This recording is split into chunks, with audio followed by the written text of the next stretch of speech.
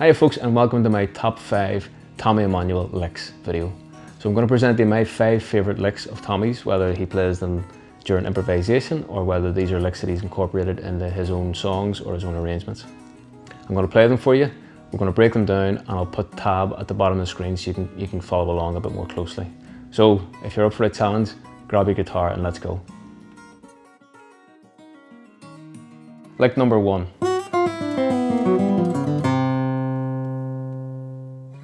Okay, so let's take a closer look at it and I'll show you how to play it. In Tommy's arrangement, he slides into the first note, which is a G note on the first string, like that. Second note is the 6th fret on the 2nd string, open first, so your first 3 notes. The next note is a D note, which is going to be on the 3rd fret on the 2nd string, 5th fret on the 3rd string, open 2nd, sorry. So far you have this. And here's where it starts to sound a bit more chromatic. 3rd fret on the 3rd string, 4th fret on the 4th string, open 3rd. So far you have this. And that last pattern of the last 3 notes, you're gonna repeat that on the lower strings. So we're near the end now. And to finish the whole thing off is just that C note, which is your 3rd fret on the 5th string. And that's it. That's the whole thing. Voila.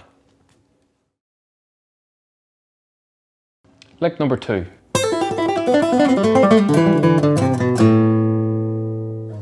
Okay, so the second Tommy lick is a lick in A minor. Again, it's going to be a fingerstyle piece. You can play it with a plectrum, but I've mainly seen Tommy play this when he's playing a fingerstyle piece. I first heard it in his version of House of the Rising Sun, and he plays it in classical gas. Anything really in A minor, this will work for. It's helpful to think of it as a padded out version of the A minor pentatonic scale. So for context, this is what that scale sounds like. So it's basically just a padded out version of that. So follow along with the tab here, because it's quite a complex one. There's a lot of sort of winding and sort of peeling off of open strings and combinations of hammer-ons and pull-offs. So instead of me trying to explain it note for note, it might be just easier to follow along with the tab at the bottom of the screen. So I'll just play it at half speed for you.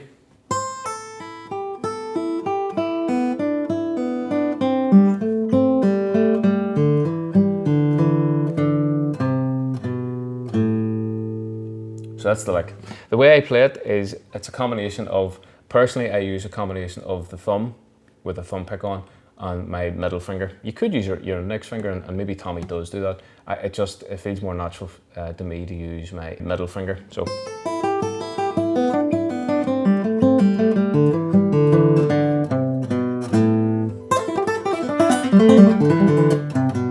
you hear Tommy as well quite often. He really digs in to those strings and really sort of grips them at certain parts of that, like to give that real kind of snapback sound from the strings. So that kind of thing. So whenever you start to feel more comfortable with that, like you can certainly sort of really dig into the strings to get that, to emulate that kind of sound that he gets as well. It's a very aggressive and a very effective use of fingers on steel. So have fun with that one.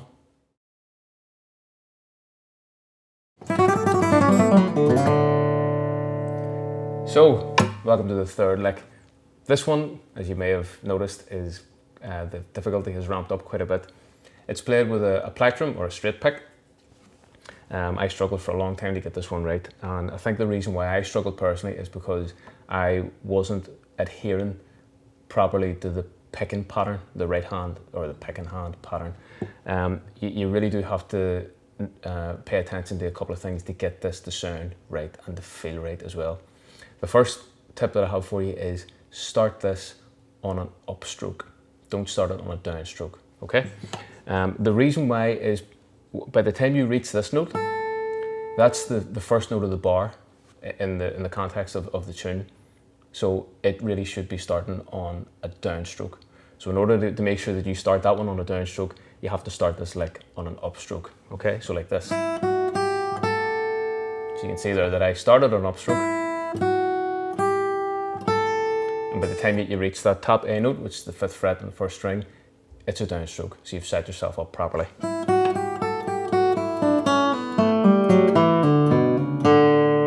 So it kind of sounds like a D major scale going backwards. It's not quite, but it has that kind of sound. There's hammer-ons and pull-offs in it as well. So follow along with the tab at the bottom of the screen here. And you'll note whereabouts or I'll note for you whereabouts the hammer-ons and pull-offs are. Apart from that, it's up-down picking patterns. So apart from the hammer-ons and pull-offs, you're basically going to be following very sort of rigidly up and down picking patterns, okay? So like I mentioned, that one has to start on an upstroke. Okay, so once you hit that D note, which is the 3rd fret on the 2nd string, this is where your first hammer on or pull off comes in. Okay, so there, pull off, down to that A note.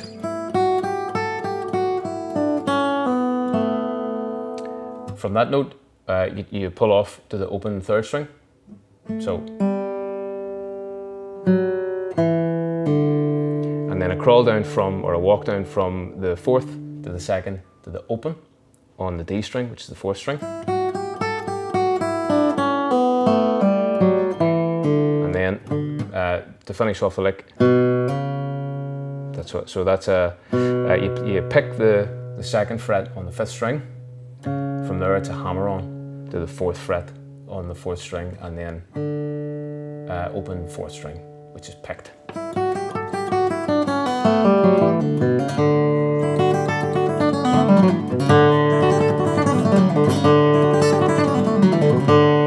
So as you can hear, it sounds impressive. It sounds like a mad flurry of notes, but actually underneath, it has to be quite controlled. You have to discipline yourself and know that you're using the right picking pattern, that you know where the hammer-ons and pull-offs are.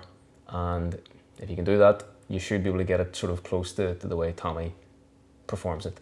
Now, Tommy, of course, whenever he's playing it live, plays it at breakneck speed. So just start slow. Make sure you get all of those components in and practice them.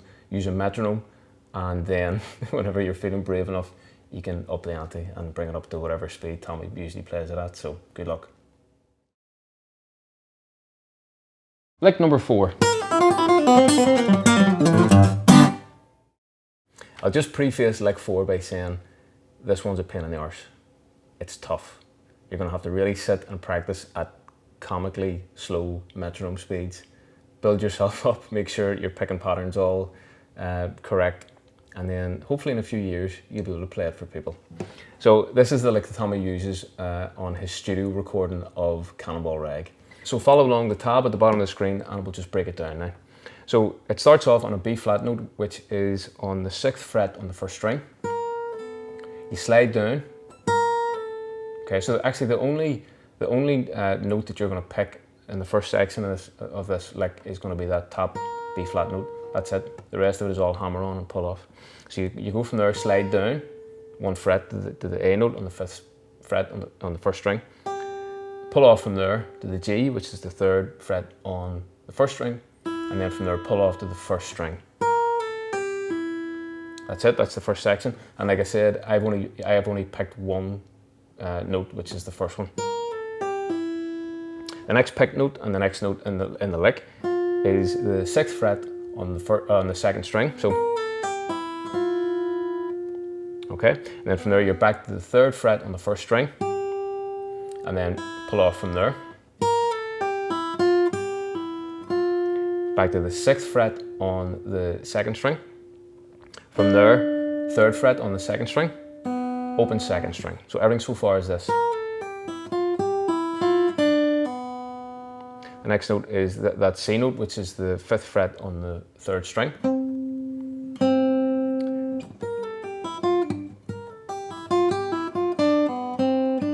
From there, you're back to the 3rd fret on the 2nd string, open 2nd string, 5th fret, 3rd string, 3rd fret, 3rd string, open third fret, open third string, I should say. Now the next note you're going to play is actually the same note as that. It's a G note again, but you're going to play it on the 5th fret on the D string, which is the 4th string. So it's two G notes in a row. One is the open G string itself, and then the other is the 5th fret on the D string. So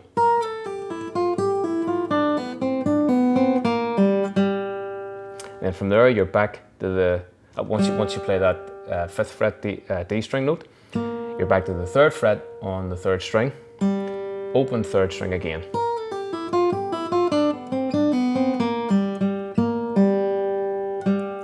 Fretted G note again, which is on the 5th fret on the D string. From there, 3rd fret on the 4th string, open 4th string. Okay, so everything so far.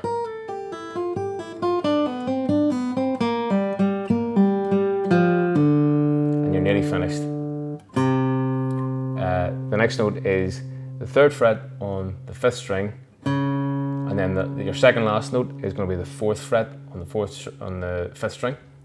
And then your final note is that G, which is the 3rd fret on the 6th string. So everything so far is.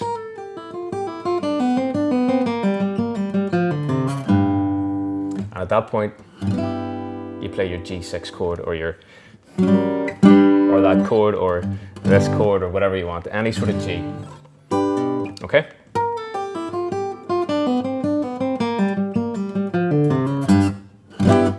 That's it.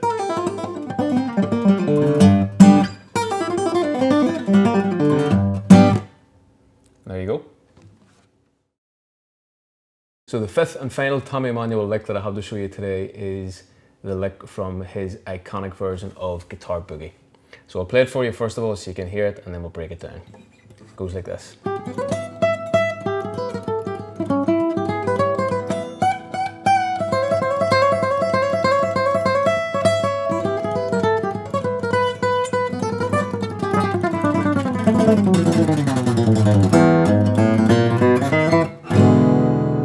So that's the lick. It's arguably the toughest one of them all. It's all played with a plectrum or a flat pick again, and it's based on the lick, the original lick by Arthur Smith, although Tommy has kind of added in some embellishments as he does. So the lick goes like this. So a kind of bluesy, typical sort of blues, 12-bar blues thing. So that's the 12th fret on the G string, 3rd string. You go from there to the 13th fret on the same string, 12th fret on the 2nd string, 14th fret on the 2nd string, 12th fret on the 1st string. So, back to your first note, which is the 12th fret on the 3rd string, 13th fret on the 3rd string, 12th fret on the 2nd string, 11th fret on the same string, 14th fret on the 3rd string. So far it sounds like this.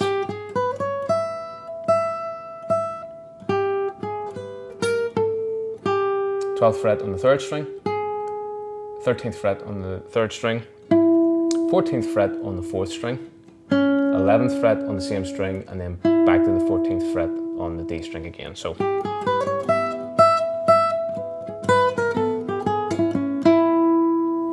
Next part goes like this.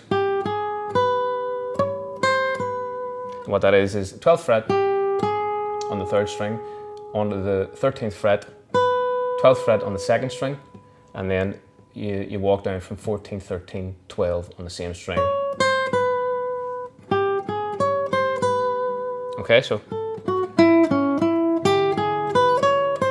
that's it. Okay, next is the 12th fret on the 1st string. Okay, so I'll just play it for you in context again.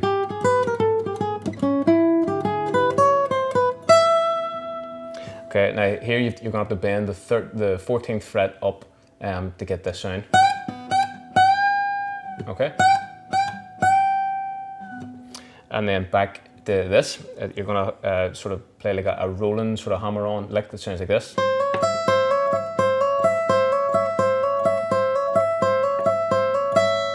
Okay, so that goes for the whole bar. And what that is the 13th fret hammered on to the 14th and then the 12th on the 1st. So the first two notes are on the second string and the next note's on the first string. And you just repeat that.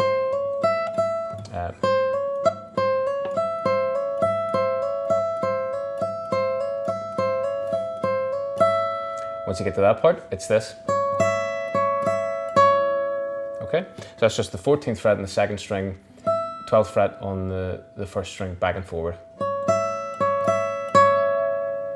Okay, and then the next part is this. 12th fret on the third string, 13th fret on the third string, 12th on the second. Yeah, just playing it to remind myself. 11th fret on the second, 14th on the third, 12th on the third, and the 13th on the third. Hope I got that right. Yeah, and then this is the last bar before the kind of the walk down part. Okay, so that's the 14th on the second string, 12th fret on the second string, 11th fret on the second string, and then 3 notes on the 12th fret on the second string. Now, this next part is the kind of the crawl down, and again, you have to make sure you get your picking pattern right here, because if you try and play this just any which way, it's going to fall apart. It's not going to sound right. You're not going to feel comfortable playing it, and it just won't be right. So you have to start this on an upstroke, and it's actually the open second string. Okay. I'm also going to give you a piece of general advice here, which should stand you in good stead when you are playing with a flat pick or a plectrum. Do not grip the pick at all. It might seem counterintuitive to do that. You might feel that you need to have a harder grip so you have more control over the pick and that it's not going to slip out of your hand or anything like that. You don't have to do that. It may feel unnatural at the start, but you don't have to do that. And ideally, you want to hold it with like no pressure at all. Whenever I'm flat picking, I'll rest that on my index finger like that, and the only grip that I have is I'll place my thumb on top of that, and that's it. There is no pressure whatsoever. There's no pressure in my wrist, there's no pressure in my elbow. So if you're struggling in any way with strumming chords or picking individual notes, take a look first of all at how much pressure you're applying and really think about it consciously, because it will hinder the way you play. I know guys who have a death grip on a pick, and all the kind of finesse and all the control just goes out the window if you have too much pressure in any part of your arm or your hand or whatever. So play this, hold your pick really lightly with the bare minimum of pressure, and I'll guarantee you your playing will improve. Everything about it, your tone should improve, your own comfort should improve. So it's just a piece of advice. It's relevant to the lick we're playing here today, but you can apply that to any other type of flat picking. So, okay, so as I mentioned, to get this to sound right, you have to make sure that you're starting this lick on this section of the lick on an upstroke, and it's an open second string. From there, on a downstroke, because you're wanting to alternate up, down, up, down. So if you started on an upstroke, the next one's going to be a downstroke, and so on. So open second, 10th fret on the second, 11th fret, 12th fret, and if you've got that pattern right, you should be ready to start the next note on a downstroke, which is the 10th fret on the first string. So, okay, and then you just wind that backwards. So that's the 12th fret, 11th fret, 10th fret, and you're going to, once you get to that point, you're going to slide down to the 9th. Sorry. And from there, it's going to sound quite chromatic from here on out. You're going to use your pinky to play the 12th fret on the 3rd string, and then down another 3 frets on the same string. So everything so far is this.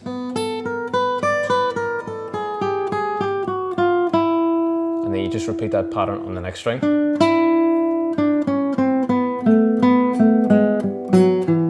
Okay, so it's basically the same pattern the whole way down the strings.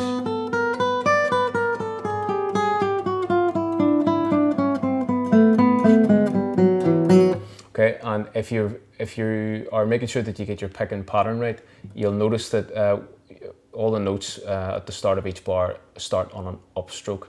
Okay, so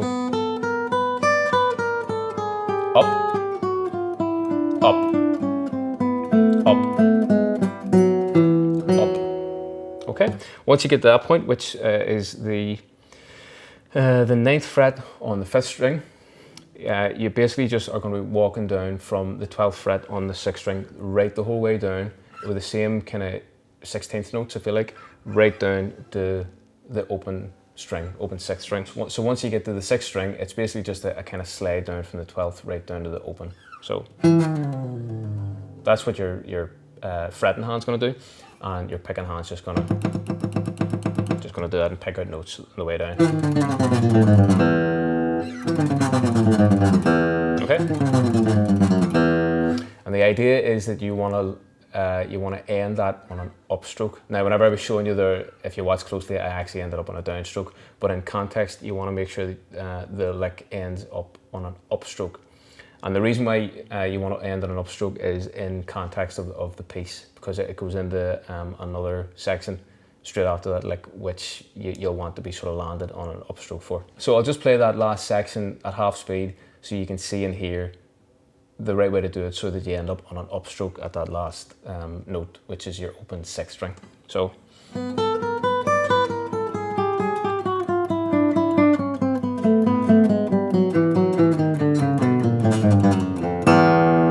that was an upstroke, so that you're ready for the next section, which we're not going to cover. But if you're trying to learn Guitar Boogie as an entire piece, you'll know what I mean, because the next section, the rhythm section, requires you to have landed on an upstroke, and then you're ready for the next part. So that's the last lick. Good luck with that. So there you have it. There's my top 5 Tommy Emmanuel licks. I hope you enjoyed the licks. I hope you try them out, and I hope you enjoyed the video. If you did, leave me a comment below, and I'll see you next time.